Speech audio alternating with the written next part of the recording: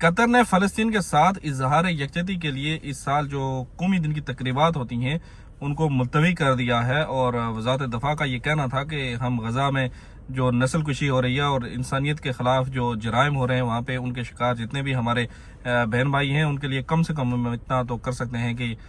جو ہماری خوشی کے لمحات ہیں ان کو ہم روک دیں اور اس کو پوسٹ پون کر کے تقریباً ہم جو ہے وہ ایک اظہار یکجہتی کا جو ہے وہ عمل کر سکتے ہیں۔ یہ قطر کی طرف سے ایک چھوٹی سی اپڈیٹ، اور ابھی ایک ضروری اپڈیٹ جو ابھی آئی ہے ریسنٹلی وہ بھی آپ کے ساتھ شیئر کرتے ہیں۔ اور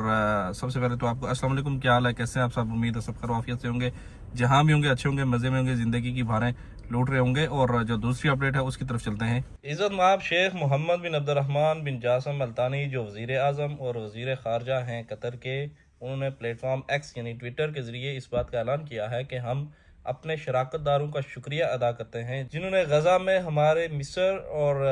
ریاست متحدہ امریکہ یعنی یو ایس اے کی قیادت میں انسانی بنیادوں پر جنگ بندی کے معاہدے تک پہنچنے میں تعاون کیا ہے،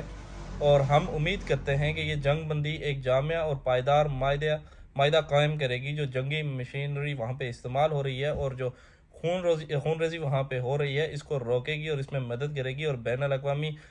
جواز کی جو قراردادیں ہیں ان کے مطابق ایک جامع اور منصفانہ امن کے عمل کے لیے سنجیدہ مذاکرات کی قیادت کریں گے۔